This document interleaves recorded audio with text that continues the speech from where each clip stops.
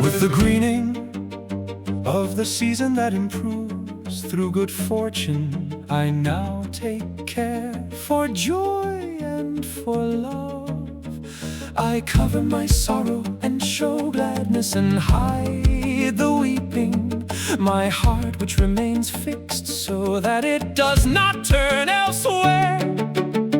Prized, weeping, for he has already lost his life, but harm I do not flatter there, thinking of her. I have done so much that no other is desired by me, and what I have of it keeps my heart gay, because I know that in the world there is none more chosen. Let her lift me from dismay with true joy and without any evasion, like pilgrims overseas who believe in the man of pardon. So if she denies them, cursed be my Lord and her gay semblance. But I do not believe at all of my sweet friend, that she could be so cruel as to let me die. And if she believed me, nevermore would I need to make a pilgrimage to cure my soul.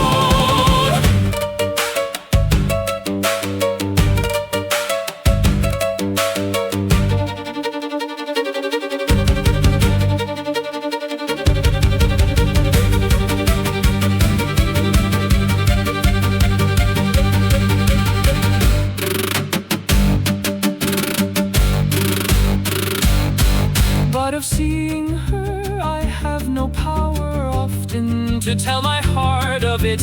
And he who in the evening parts from his desire, fleeing hardly recovers it then in the day.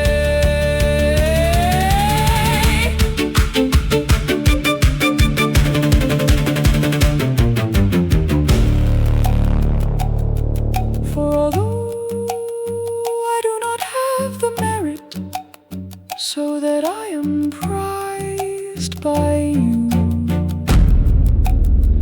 perfect love helps me be worthy. Every day it chastises me.